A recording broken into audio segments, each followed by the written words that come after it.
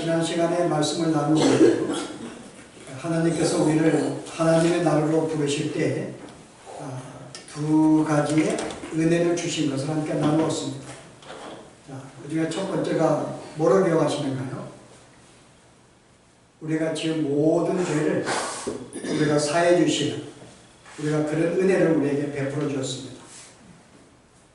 자, 두 번째 우리가 또 은혜는요, 단순히 죄만 사해 준 게 아니라 죄를 사함받는 순간에 우리가 하여금 의로운 존재로 만드셔서 다시 하나님과의 이 부자의 관계를 회복시켰다는 것입니다. 바로 이것이 우리에게 베푸신 하나님의 축복의 말씀이고 은혜입니다. 근데 오늘 우리가 함께 나눌 말씀은 과연 이게 둘밖에 없는가? 우리가 이 외에도 오늘 우리의 죄를 사해 주시고 우리를 의로운 존재로 만들어 줌으로 말미암아 또 우리에게 계속 베푸시는 또 주의 축복이 있습니다. 그 은혜가 무엇인가 함께 나누기를 원해요. 그게 뭔가 하면은 우리에게 내가 사죄를 받는 순간, 의로움이 존재가 되는 순간에 우리에게 두 가지의 측면에서 자유를 허락해 주십니다. 자, 그 중에 하나가 자아중심적인 굴레에서의 자유. 우리 사람은 우리가 이기적으로 내 중심으로 살아갑니다. 성경에 그것을 죄라 그래요. 여기에서 우리가 자유를 얻는 은혜를 주셨고요. 또 하나는 하나님의 자녀로서의 누리는 자유. 하나님의 자녀로서의 누리는 자유를 우리에게 주셨습니다. 그래서 우리가 오늘은 우리에게 베푸신 또 두 가지의 우리가 은혜에 대해서 우리 허락하신 자유가 무엇인가를 함께 나누기를 원합니다. 자, 우리 한 가지 먼저 말씀을 나누기에는 가진 질문은요, 하나님 나라의 그 모든 죄를 사해 주었어요. 나는 더 이상 이제 죄인이 아닙니다. 그리고 또 하나는 나를 의로운 존재로 만들어 주었어요. 그럼 우리가 가진 질문이, 하나님이 나를 의로운 존재로 만들어 주었는데 단순히 만들어 준 것으로 끝나는가? 그럼 내가 의로운 존재가 되었기 때문에 그러한 삶을 내가 이제는 살아야 되는가? 아니면 살지 않아도 의로운 존재가 되었기 때문에 그러한 삶을 살든지 살지 않든지 상관이 없는가? 아니면 의로운 존재로 삼아준 것으로 끝나지 아니하고 그 의로운 삶에 걸맞는 그런 우리가 삶을 살아야 되는가? 대한 문제입니다. 여러분 어때요? 하나님 나라가 그 의로운 존재를 만들어 주었는데 우리는 그 의로운 존재에 걸맞는 그런 의로운 행위가 나에게 나타나야 되는가? 이것을 요구하시는가? 아니면 그렇지 아니한가? 우리가 오늘 성경은 말하기를 하나님은 나에게 단순히 은혜로 의로운 존재로 만들어 준 것으로 끝나지 아니하고 그와 같은 삶을 사는 은혜도 함께 주었다는 것입니다.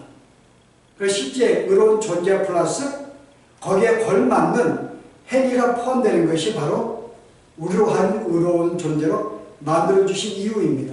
여기에는 마땅히 행함에 따라야 돼요. 그 행함이 뭘까요? 이제 하나님의 자녀가 됐고 의로운 존재가 되었기 때문에 이제 하나님의 통치에 대해서 순종하는 행위, 기꺼이 내가 순종하는 행위도 함께 우리가 동반되도록 나에게 은혜를 주었다는 거예요.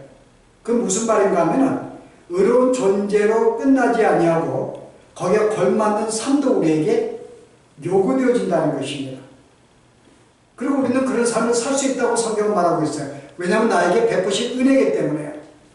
근데 실제 우리의 삶을 보면은 내가 의로운 존재가 됐음에도 불구하고 내가 의로운 존재로 내가 살아가고 있는가? 우리는 자신감이 없어요. 과연 나는 오늘 성경에 봉독한 내용이 뭐라 그래요? 우리가 가진 의를 어떤 의라고 합니까? 세상 사람들이 가지고 있는 의보다 나은 의라고 말하고 있어요. 우리에게 베푸신 의는 오늘 뭐래요? 너의 의가 서기관과 바리새인보다 더 낫지 못하면 천국에 들어가지 못한다. 그러면 천국에 들어간 존재의 의는 뭐예요? 우리는 저들의 의보다 훨씬 나은 의라고 말합니다. 그게 어떤 의인가요? 오늘 봉독한 내용에서 21절부터 그 의가 삶이 무엇인지 우리에게 쭉 소개합니다. 첫째 뭐예요? 22절 보세요. 나는 너에게 이르노니 네 형제에게 노하는 자마다 심판을 받게 되고. 자, 오늘 우리가 은혜 행하는 내가 분노를 하지 않는 삶입니다. 형제가 나에게 굉장히 속상함을 주었어요. 나를 괴롭게 만들었습니다. 그 마땅 거기에 분노가 나와야 되는데 우리에게 베푸신 의로운 행위는 뭔가 하면은 여기에 분노하지 않는 완전한 의를 우리에게 주었다는 거죠. 계속 그 다음 보실래요? 이 7절 보세요. 간음하지 말라 했던 것을 너희가 들었으나 무슨 말인가요? 이제는 간음하지 않는 내 마음속에 음욕이 없는 의로운 마음을 내게 주었다는 것입니다. 더 나은 의를 주었기 때문에. 그래도 오늘 봉독한 내용에 눈은 눈으로 이는 이로 누가 나에게 굉장히 칼을 찔렀는데 우리 마음속에 복수하고 싶은 마음이 생깁니다. 그럼에도 불구하고 내가 복수하지 않는 마음으로 그를 대하는 그 의를 우리에게 주었다는 거죠. 오늘 이걸 말하는 내가 그렇게 나에게 해를 끼쳐도 내가 이를 이로 갚지 말라는 게 아니라 우리에게 베푸신 의가 어떤 이렇게 음행하지 아니하고 복수하지 아니하고 분노하지 아니하고 오히려 남에게 네가 오늘 밤을 쳐도 내가 그것을 왼편을 돌려대는 네가 억지로 오리를 하게 하면 자원의 심리를 가는 누가 나에게 꾸고자 한다면 기꺼이 내가 베푸는 그런 의를 우리에게 주었다는 것입니다. 이것은 완벽한 의죠. 그럼 우리가 생각할 것이요. 이 완벽한 의가 우리가 행할 수가 있을까? 근데 오늘 성경은 우리에게 이 의도 우리에게 주었다는 것입니다. 완벽한 의를 주었다는 거예요. 그리고 이러한 삶을 우리는 살 수 있다고 이야기합니다. 왜 그 의를 받았기 때문에요. 물론 이것은 인간의 힘으로는 할 수가 없어요. 그럼 우리가 이렇게 의로운 삶을 살 수 있는 것은 또 어때요? 하나님이 나로 하여금 그렇게 의로운 삶을 살도록 은혜를 주셔야 됩니다. 바로 이게 은혜예요. 그럼 우리가 베푸신 것이 단순히 의로운 존재로만 만든 것이 아니라 이러한 삶을 살아가도록 나에게 또한 그런 은혜를 허락해 주었다는 것입니다. 얼마나 우리가 이 삶이 완벽한가 하면요. 여러분이 마태복음 18장에 보시면은 또 예수님이 이런 말씀하시는데요. 베드로가 나와서 주님께 이런 이야기를 합니다. 내가 형제에 대해서 내가 용서를 할 텐데 얼마나 용서하고 될까? 그러니까 베드로가 뭐라 그래요? 내가 7번까지 하고 될까? 7번은 그 당시에 완전한 숫자입니다. 그 내가 나에게 해를 끼쳐도 내가 7번 내가 용서할까? 주님이 뭐라 그래요? 7번만 아니라 70번을 7번이라도 할지니라. 그것은 합치면 490번, 490번으로 끝나는 게 아니죠. 그 이상을 하라는 것입니다. 가능할까요? 그래서 오늘 그 다음에 비유가 들어가요. 10,000데나리온의 빚진 자와 100데나리온 빚진 자. 오늘 한 사람이 나에게 내가 10,000데나리온의 빚을 졌는데 이것은 몇십 년이 일해도 벌 수 없는 돈입니다. 그렇게 내가 탕감 우리의 죄가 사함받다고 이야기를 해요. 네가 그런 용서를 받았다면 너도 마땅히 용서를 해야 한다는 거죠. 그러면서 뭐라 그래요? 한 친구가 100데나리온 빚진 자가 있어요. 근데 이 사람은 그것을 해가지를 못합니다. 내가 10,000달란트의 빚을 내가 탕감받았는데 여기에 100데나리온의 빚진 자를 갚지 못한 자를 하나님이 책망하시고 결국 천국에서 내치는 모습이 나옵니다.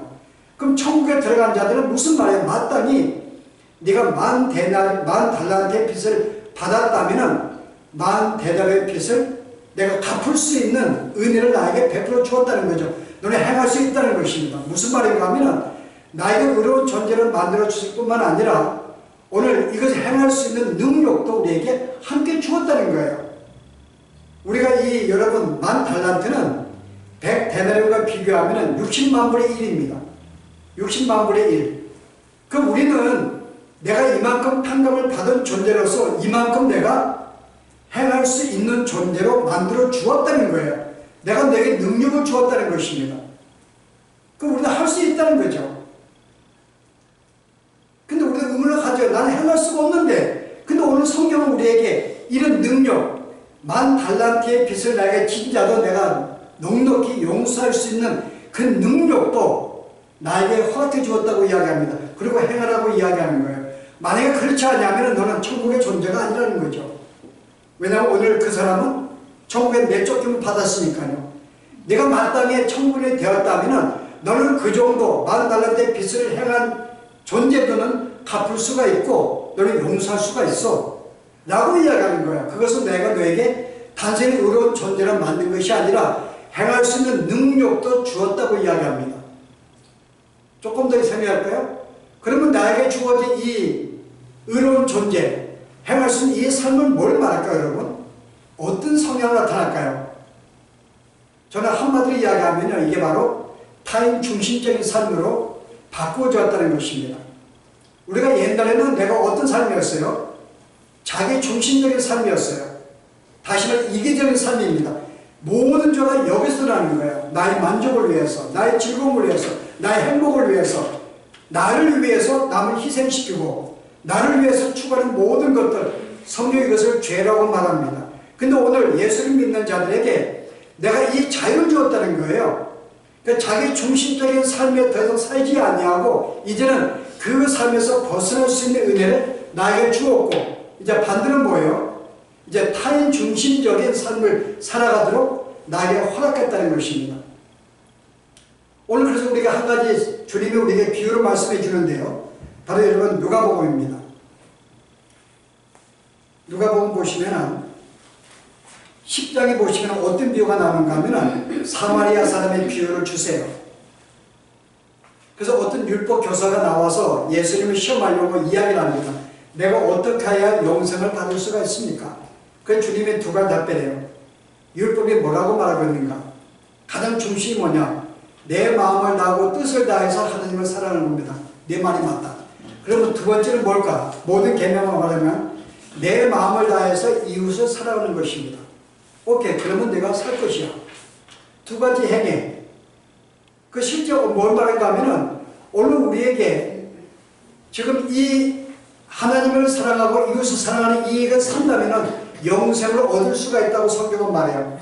그럼 무슨 말인가 하면은 이미 주님을 하늘나라에 부름받은 사람들은 영생에 속한 자라서 이와 같은 하나님을 온 마음을 사랑하고 이웃을 사랑할 수 있는 그 마음을 주었다는 것입니다. 우리는 할 수 있다는 거예요.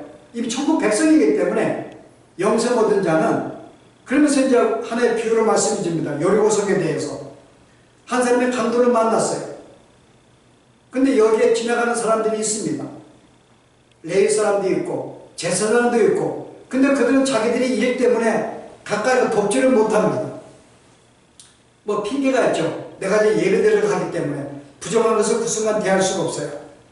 내가 어떤 일을 하기 때문에 이걸 내가 도울 수가 없어요. 그 시를 다 지나치는데 누가요?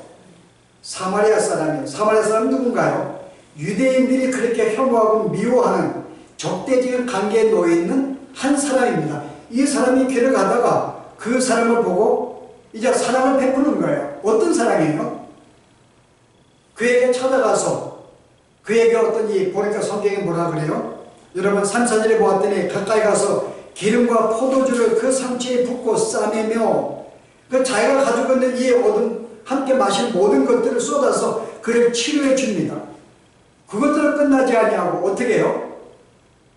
어떤 하숙집에 데려가서 거기에서 그로 하여금 모시게 만들고 필요한 모든 비용을 대겠다고 만듭니다. 우리가 이런 사람 속에서 이 사람이 지금 어떤 사랑을 행하고 있는 거예요? 충분하게 지금 타인 중심적인 사랑을 행하고 있는 걸 볼 수가 있어요. 여기는 이 사람이 이 사랑을 행하기 위해서 지금 어떤 지금 위험을 감수하고 있는가요? 어떤 모든 민족 간의 어떤 갈등, 이 모든 극복하는 걸 볼 수가 있습니다. 게다가 지금 그를 도우려고 그러면 어떤 위협이 있어요? 이 사람이 강도를 만났어요. 근데 내가 이 사람을 돕다가 또 강도를 자기도 만날 수가 있습니다. 그러니까 이 모든 자기의 생명을 빼앗길 수 있는 그 위협도 무릅쓰고 그에게 찾아가서 그를 돕는 것입니다. 또 어떤 모습을 보이고 있어요? 자기가 가진 모든 포도주와 기름과 가진 모든 자기의 생명을 위해서 먹고 마실 수 있는 것을 모두 풀어가지고 그를 치료하는 데 씁니다. 그걸로 끝나지 아니하고 그에게 모든 치료할 때 그 모든 비용도 내게 되겠다고 이야기를 해요. 자기 물질의 손해를 보면서까지요. 오늘 여기 보여진 이 사람의 모습은 바로 철저하게 타인 중심적인 지금 삶을 살고 있는 것이고 그 사랑을 보여준 것입니다. 바로 이 모습은 이렇게 살라는 게 아니라 네가 하늘에 부름받은 사람은 마땅히 의로운 존재가 되었고 너는 그러므로 이와 같은 삶을 살 수 있다고 이야기하는 거예요. 왜냐하면 이런 자가 천국에 속한 자고 이런 자가 영생을 받은 자 삶이기 때문에 네가 만약에 이런 타인 중심적인 삶이 네가 없다 한다면 남을 향한 그 마음이 없다 한다면 아직은 너는 천국 백성이 아니라고 이야기하는 거예요. 그럼 우리 여기에 지금 의아한 거예요. 그럼 내가 의인 거 내가 인정합니다. 그리고 내가 죄산받은 거 인정해요. 근데 과연 내가 이런 삶을 좀 살고 있을까? 그런 존재로서 오늘 여기에 타인 중심적인 여전히 내가 내 중심적인 삶을 살고 있는데 근데 성경은 네가 살 수 있다고 이야기하는 거예요. 왜냐하면 내가 너에게 능력을 주었고 물론 우리가 이 삶은 천국에 가면 우리가 완벽하게 일어난 삶을 살겠죠. 더 이상 자기 중심적이 아니라 정말 어떤 이게 남에게 섬기며 베푸는 바로 이 삼위일체 하나님의 그런 사람이니까요. 예수님도 하나님도 성령도 자기 중심으로 살지 않냐고 타인 중심으로 살아가는 삶을 살았으니까요. 예수 이 땅에 오셔서 천천히 하나님의 영광을 위해서 그를 위해 자기의 모든 삶을 바친 분이 예수님이십니다. 이게 삼위 하나님의 사랑의 본질이에요. 우리가 그런 사랑을 베풀어 주었다면요 우리도 그런 사랑을 베풀 수가 있습니다. 내가 지금까지 모든 삶이 항상 나를 중심으로 내 만족을 위해서 어제 유튜브를 보다가 누구 이렇게 천재 화가의 소식을 들었는데요. 이름이 박리엔인가요? 박리엔이라는 아주 4살 때부터 이 천재인데 유럽에서 그 애를 보고 피카소를 능가하는 재주라 그래요. 너무 자기가 거기에 이 어떤 그림에 반해가지고 자기의 모든 이 소장하고 있는 모든 물건을 팔고 그의 작품을 살 정도로 그러니까 그저 인정한 존재인데 그래서 그 애가 궁금해가 찾아봤어요. 박리엔이 누군가. 근데 정말 재주가 보이 그림이 월등하더라고요. 지금 12살인가 18인가 그러는데 정말 그림이 뛰어나더라고요. 보니까는. 근데 그의 엄마가 소개되는데 얘가 그림을 그렸는데 한 200편을 그렸는데 지금까지 사람이 그걸 하고 싶어가 다 팔라고 하는 거예요. 근데 이거를 자기 작품에도 어떻게 팔겠어요? 근데 얘는 그 작품을 팝니다. 그러면서 하나도 그 작품 판 거에 대해 자기를 쓰지 않냐고 남을 위해 쓰는 거예요. 100%. 거기에 뭐 매력이 되고 몇십억이 되는데 근데 그 어머니가 그걸 가르쳤더라고요. 내가 보니까 기독교 집안인데 얘가 날 때부터 너의 삶의 목적은 너를 위해 사는 게 아니다. 네가 가진 모든 그림과 재능도 너를 위한 게 아니야. 네가 돈을 많이 벌면 더 좋은 차를 생각하지만 우리는 그게 정상적인 삶이 아니다.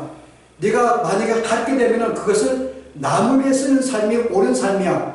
어릴 때부터 그걸 가르쳤더라고요. 그래서 얘가 그거를 교육받아가지고 자기가 그런 팔면은 그거 하나도 자기 써야냐고 남을 섬기는 데 쓰더라고요. 보니까는 제가 그걸 보고 또 도전을 받았어요. 야, 이게 진정한 성도의 삶이구나. 정말 타인 중심적인 삶. 내가 가진 건강과 가진 내가 재물에 나의 만족을 위해 쓰지 않냐고 이것이 나에게 철저하게 남을 위해 섬기는 데 쓰는데 제가 이것을 보고 이게 성도의 삶이구나. 오늘 성경은 이런 삶을 내게 허락해 주었다는 것입니다. 너는 그런 삶을 살 수가 있어. 근데 어떻게 해요? 이 땅에 사는 동안에 아직은 죄악의 욕심을 삼는 동안에 우리 이런 삶을 온전히 살지 못합니다만은 성경은 네가 이 땅에 사는 동안에 그 삶을 살 수 있다고 이야기하고 살아야 한다고 이야기를 해요. 어떻게 해요? 우리가 어떻게 그런 삶을 살 수가 있을까요? 이미 능력도 부여받았는데 성경은 그 능력이 자동적으로 부여된 건 아니라고 이야기를 해요. 네 마음속에 내가 하나님의 뜻에 순종하며 살리는 그 마음이 있느냐? 네가 그 마음을 잃지 않고 산다면, 네가 그 마음을 소원하고 산다면, 그리고 내가 부족한지 지금 이 땅에 육신이 있기 때문에 내가 그는 존재로 살기를 소원하는 그 마음을 주 앞에 아뢰면서 도움을 청하며 산다면 그 하나님의 도우심으로 너는 그런 삶을 살 수 있다고 이야기해요. 왜냐하면 여러분 그 다음에 11장에 보시면 하나님은 우리에게 선물을 주었는데요. 13절 보세요. 누가복음 13절에 너희가 악할지라도 좋은 것을 자식에게 줄 줄 알거든 하물며 너희 하늘 아버지께서 너에게 성령을 주시지 않겠는가? 이미 우리가 주님의 자녀를 부름받았을 때 이미 우리에게 성령을 주셨어요. 그래서 우리는 성령의 도우심을 따라 성령의 능력으로 우리는 살아갈 힘을 이미 얻게 되었습니다. 근데 성령은 내가 가만히 내가 수동적으로 있는데 역사하진 않아요. 인격적인 분위기 때문에 하나님 나 도와주세요. 내가 아직은 육신이 있어서 아직 살지 못합니다. 의로운 존재가 되었습니다. 내가 죄산받은 내가 그런 거룩한 존재입니다. 그러면 그렇게 살 수 있도록 주님 도와주십시오. 여기 성령께서 나에게 도와달라고 그에게 간구하면서 내 마음속에 그런 소원을 갖고 있을 때 하나님은 역사한다고 하는 거죠. 그래서 우리는 내가 주님의 도우심이 없이 그런 간절한 소원이 없으면 그 여전히 우리는 분명한 건 있어요. 천국을 소유했습니다. 분명 하나님의 죄는 자녀가 되었어요. 죄산 받은 건 분명합니다. 그리고 이미 우리는 천국을 소유한 건 분명합니다. 근데 우리가 뭘 누리지 못해요? 이 땅에 사는 동안에 천국의 맛은 못 누리는 거죠. 내 마음속에 하나님의 자녀로 살리는 그 마음의 귀한 소원, 주의 뜻에 달리는 그런 마음들, 그리고 주 앞에 내가 의지하며 도우시는 간구하는 그 마음을 갖지 아니하면 우리는 여전히 구원받은 존재임에도 불구하고 천국 백성의 삶을 못 살게 돼 있어요. 그 삶은 누리지 못합니다. 그러나 네가 만약에 성령의 도우심을 따라서 그에게 간구하고 그런 마음을 갖고 있다면 바로 성경은 이것을 가르쳐 성령 충만이라고 이야기해요. 이미 성령이 내 마음속에 임재했지만은 나는 내가 거절할 수가 있습니다. 육신에 따라서. 그러나 내가 성령이 충만하게 되면요 어때요? 성령이 충만하면 나는 내 마음을 내 마음대로 컨트롤하지 못해요. 마치 술 취한 자 같아서 술 취한 자들은 자기가 자기 마음을 컨트롤 못합니다. 술 기운에 자기가 움직이는 거죠. 마땅히 너도 성령이 너에게 임한 성령이 너에게 역사한다면 크게 그 역사는 뭐예요? 네가 그런 마음을 항상 가지고 있고 주님과 동행하며 네가 아래는 그 마음을 가지고 있다면은 내가 너에게 역사한다는 것입니다. 그러면 그런 마음을 가지고 너는 충만해야 될 것이고 성령이 충만하면은 너의 의지가 아닌 성령에 의해서 내가 살아가게 된다는 거죠. 그의 이끌림에 따라서. 이런 점에서 우리는 마땅히 하나님의 의로운 존재가 된 것으로 끝나지 않냐고 의로운 존재도 이 땅에 살 수 있다고 이야기를 해요. 이게 우리가 가져야 할 과제입니다. 이 땅에 사는 동안에 천국의 백성이 되었지만은 아직 우리는 100% 만족을 못해요. 맛을 못 보고 있습니다. 그런데 내가 언제든지 네가 항상 주님과 동행하면서 주님을 바라보면서 그런 귀한 소원을 주의 백성 살고자 소원을 가지고 있으면서 주의 도우심을 따라 의지하며 산다면은 순간순간마다 하나님의 역사에서 우리로 하여금 바로 이게 바리새보다 나은 의, 완벽한 의의 삶을 우리는 이 땅에도 살 수 있다고 이야기해요. 그래서 오늘 우리가 하루아침에 내가 이 남편 내게 원수로 보이지만요 내가 성령이 충만하면 너무 예쁘게 보이는 거예요. 이게 내 마음일까요? 충만한 자의 값이 은혜입니다. 그리고 나를 그를 내가 사랑한 마음으로 내가 그를 내가 마음속에 품으면서 그를 품을 수가 있는 거죠. 이건 인간의 힘으로 불가능합니다. 하나님 나에게 선물을 그런 능력의 선물을 주신 것을 주의 도우심을 따라 그래서 역사할 때 나는 그런 삶을 살 수가 있다는 거죠. 우리는 그런 삶을 살기를 소원해요. 우리가 그런 점에서 항상 우리는 항상 우리가 주님의 뜻을 내가 분별하며 내가 주님의 뜻을 살리려 하는 그런 마음을 항상 내 마음속에 잊지 아니하고 갖고 살아야 됩니다. 그럴 때 성령은 나에게 역사하죠. 아마 여러분도 아마 이때는 사시면서 아마 종종 그런 걸 경험했을 거예요. 언제 그런 마음이 내게 주어져요? 내가 오늘 내가 성경을 읽을 때 내 마음을 성경을 읽을 때 주님이 나에게 역사해 주십니다. 내가 내 마음을 들고 기도할 때 원래 갑자기 나에게 때 역사해서 우리는 가끔 이런 상황을 경험했어요. 그때는 모든 원수도 예쁘게 보이게 되어 있어요. 바로 이게 우리에게 주어진 의의 삶이고 이게 능력이며 이런 삶을 살 수 있다는 거죠. 그래서 우리가 성도의 삶은 우리가 어떤 삶인가 더 이상 이제는 자기 중심적인 삶이 아니라 거기에 굴레에서 벗어나서 이제는 우리는 자유로운 몸이 되었어요. 어떻게 행함을 살 수 있는가? 이제는 타인 중심적인 삶을 살아도 주님이 우리에게 그런 마음을 주었기 때문에 이제 그런 삶을 사는 것이 이 땅에 사는 동안에 마땅한 성도의 삶이며 우리가 살아야 한다고 성경은 이야기를 해요. 자, 이런 점에서 우리가 성령에 충만한 사람들은 이런 자유를 누릴 수가 있습니다. 죄로부터의 삶, 우리가 모든 죄악된 삶을 통해 자유를 누릴 수가 있어요. 성령에 충만할 때 하나님의 도우심을 따라. 자, 우리가 두 번째 어떤 자유를 누렸는가요? 하나님의 자녀로서 누리는 자유입니다. 우리는 이 자유를 우리가 또 누려야 돼요. 또 누려야 되고 여기에 힘써야 됩니다. 자, 어떤 자유일까요? 하나님의 자녀가 되었습니다. 우리에게 어떤 자유가 주어질까요? 자, 하나님의 자녀가 되면 하나님이 우리에게 어떻게 우리 역사하실까? 여러분 마태복음 보시면은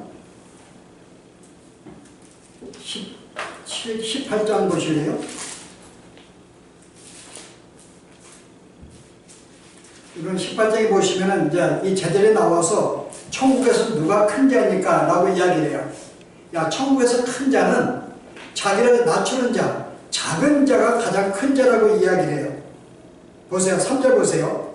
진실은 너희에게 이르노니 너희가 돌이켜 어린아이들과 같이 아니하면 결단코 천국에 들어가지 못하고 누구든지 이 어린아이와 같이 자기를 낮추는 사람이 천국에서 큰 자예요. 그럼 천국에서 누가 가장 큰 자인가 하면은 자기를 낮추는 작은 자입니다. 작은 자가 결국은 천국에서 큰 자예요. 그러면서 뭐라고 그래요? 6절에요. 누구든지 나를 믿는 이 작은 자 중 주님을 믿는 자들을 작은 자라고 이야기해요. 여기 작은 자는 주님의 모든 제자들, 하나님 나라에 부름받은 모든 사람들을 성경은 작은 자로 칭합니다. 이 마태복음 주제예요. 우리는 작은 자입니다. 근데 하나님이 이 작은 자에 대해서 어떻게 하실까 보세요. 10절 보세요. 삼가 이 작은 자 중에 하나도 업신여기지 말라. 너에게 말하노니 그들의 천사들이 하늘에 계신 내 아버지 얼굴을 항상 배웠느니라. 이 작은 자 중 우리가 볼 때는, 여기서 볼 때는, 세상 사람들이 볼 때는 제자들의 작은 자예요. 가진 것도 없죠. 힘도 약하지요. 지위도 없지요. 그들이 볼 때는 너무나 약한 자들인 거예요. 세상인들이 볼 때 기독교인들은. 근데 하나님은 우리를 어떻게 해요? 이 작은 자 중에 하나도 업신여기지 말라고 얘기합니다. 그러니까 우리가 성도 관계 속에서 야, 이 사람 별거 아니야, 이게 믿음이 없어, 그럼 업신여기지 말라는 거죠. 왜냐하면 하나님이 그를 큰 자로 보고 있기 때문에요. 예수 믿는 모든 사람이 작은 자지만 하나님은 우리를 결코 우리를 어떻게 해요? 작은 자로 보지 않으십니다. 항상 천사들이 항상 그들을 지켜줘요. 그러면서 뭐라 그래요? 12절에요. 너희 생각은 어떠하뇨? 만약 어떤 사람이 양 100마리가 있는데 그 중에 하나가 길을 잃었으면 그건 99마리를 산에 두고 가서 그 잃은 양들을 찾지 않겠는가? 그러면 찾으면은 99마리보다 이곳을 더 기뻐한다고 이야기해요. 이와 같이 이 작은 자 중에 하나라도 잃는 것은 하늘에 계신 너의 아버지 뜻이 아니니라. 무슨 말인가 하면은 하나님은 이 작은 자가 세상에 볼 때 작은 자를 할지라도 결코 그에게 눈을 떼지 않으시고요. 그를 지켜주십니다. 내가 길을 잃으면은 당신의 모든 걸 제쳐서 나를 가까이 가서 나를 찾으신 하나님, 결코 내가 받은 구원을 잃지 아니하도록 나를 지키시고 보호하신다는 말씀이에요. 자, 이런 점에서 오늘 작은 자는 뭐예요? 구원의 확실성에서 누리는 자유입니다.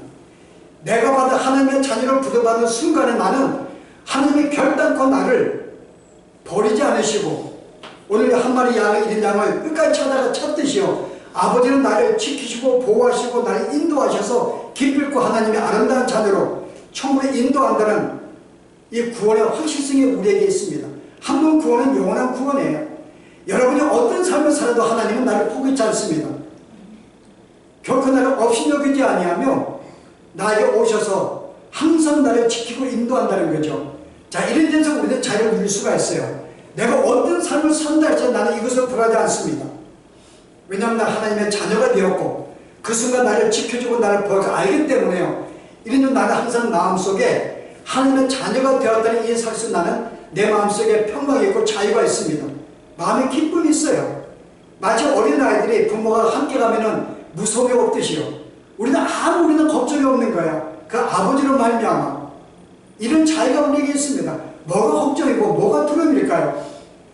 그러면 나를 지켜주시는데 설령 내가 죄를 짓는 자리에 간다 할지라도 하나님 나를 거기에 두지 않으시거든요. 기필코 나를 찾아서 붙잡아서 아름다운 자녀로 만들어 주시기 때문에 이런 아버지가 있는데, 자, 또 하나의 우리의 자유는 뭔가 하면요, 우리가 하나님의 자녀가 누리는 기쁨이 있습니다. 뭔가 하면은 일상생활에서 누리는 자유입니다. 일상생활에서 누리는 자유. 우리는 하루에 모든 삶을 살아가요. 자, 여기 어떤 자유가 있는가요? 이 땅의 모든 사람은 일상생활에 얽매임이 있습니다. 모든 게 풀리지가 않아요. 자기의 모든 직장일, 사업일, 건강, 이 모든 일상생활에 내가 원하는, 내가 세운 기준과 내가 원하는 삶을 사는 누가 있을까요? 다 얽매이고 있고 자유가 없습니다. 다 여기에 억눌려가지고 힘들게 살아가요. 근데 하나님의 자녀가 되면은 하나님이 어떻게 한다고요? 우리가 알고 있는 마태복음 6장의 말씀입니다. 뭐라고 이야기해요? 25절이에요. 내가 너희를 노니 목숨을 위하여 무엇을 먹을까? 무엇을 마실까? 몸을 위하여 무엇을 입을까? 염려하지 말라. 목숨이 음식보다 중하지 아니하며 몸이 의복보다 중하지 아니하냐. 무슨 말이에요? 내가 너희를 위해서 생명을, 내 생명을 바쳤는데, 이 목숨, 내가 생명을 주었는데, 이게 음식보다 중한 이 생명을 주었는데, 이 음식이야말로 그보다 못한 건 내가 왜 너에게 베풀지 않겠냐고 하는 거죠. 아버지로서 내 생명을 바쳐 너에게 생명을 주었는데, 그의 모든 것 내가 왜 안 주겠냐고 그래. 하물며 너일까 보냐. 그러면서 계속 이야기를 하잖아요. 28절에 너희 의복을 위하여 왜 염려하느냐. 들의 꽃들을 보라. 그들의 수고도 아니하고 이렇게 아름다운 꽃을 피는데 하물며 내가 너의 생명이 이 꽃만 못하냐. 내가 너희를 왜 안 돌봐줘? 꽃도 내가 지키는데. 그 다음서 뭐라 그래요? 31절에 그러므로 염려하여 이르기를 무엇을 먹을까? 무엇을 마실까? 무엇을 입을까? 염려하지 마라. 다 이것들은 이방인들이 구하는 것이라. 뭐요? 하나님의 자녀가 안 된 사람들이, 세상인들은 이것을 구하지만은 너희들은 뭐예요? 너희 하늘 아버지께서 이 모든 것을 너에게 있어야 할 줄을 안다고 하는 거죠. 너희 필요한 건 다 안다는 거예요. 근데 뭘 걱정하냐 그 말이에요. 이 땅의 삶에 대해서 나의 사업이나 직장이나 먹고 마시는 문제, 내 건강 모든 문제는 아버지가 알아서 내가 너를 지키고 보호해 주는데, 필요한 거 공급해 주는데, 네가 그것을 믿는다면은, 네가 그것을 신뢰한다면은 네 마음속에 걱정할 게 없는 거죠. 바로 이런 자유입니다.